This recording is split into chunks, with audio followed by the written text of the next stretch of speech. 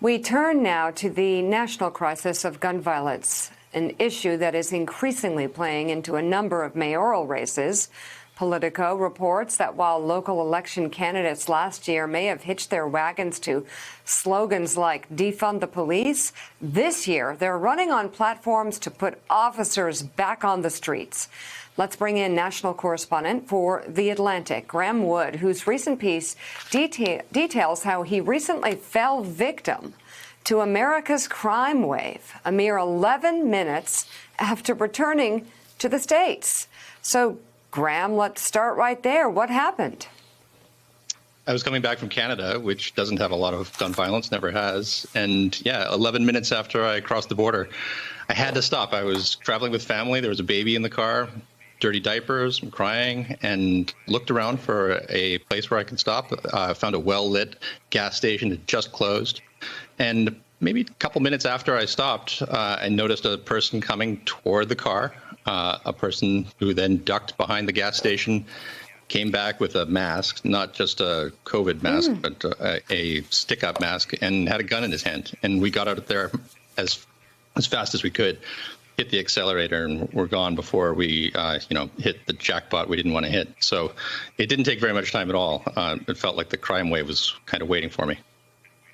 Yeah, so Graeme, I read the piece when it came out. It's a fascinating piece on so many different levels. It wasn't really nothing ideological about it. There were times where you were wondering whether the guy may have slowed down and given you a chance to get back in your car because he wasn't sure whether you had a gun or not. But just the idea of getting back into the United States and 11 minutes later, getting hit with this crime wave, it certainly is indicative of how much things have changed in this country over the past year and a half. Yeah, it was in Niagara Falls, New York, so I would think of that as a holiday town. Go see the falls. But these Rust Belt cities, urban areas, a lot of them have an increase in violent crime, increase in murder rates, increase in just people carrying guns around.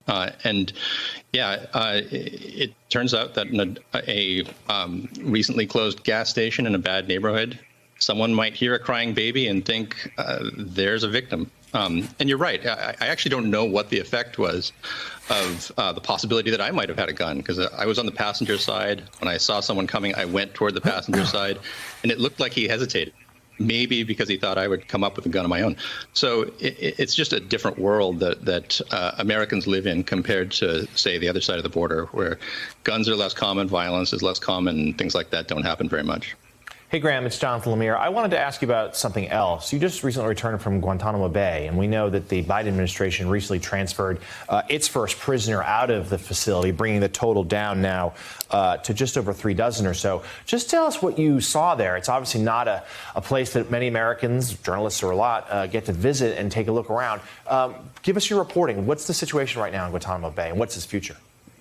Yeah, really interesting things are happening. The Trump administration transferred out one person. Biden administration has now transferred out one person, so they're even on that count. But what's happening is they're approaching an end game. We've been waiting the better part of 20 years for something that looks like justice, or something to come out of those commissions that tells us that justice is being served. And what I saw there was the second to last step in the commission for a Pakistani national named Majid Khan, who's probably going to get out early next year. And what we saw was that the government said, we will cut a deal with you, because what we want to avoid more than anything else is an inquiry into the torture practices, the enhanced interrogation. And Majid Khan said, in effect, I'll cut a deal. Let me out a bit earlier. I have been cooperating with you. And in return, I'm not going to call witnesses to have the government be forced to say what they did to me. All right. Graeme Wood, thank you so much. Thank you so much. We'll be reading your reporting in The Atlantic. And now to a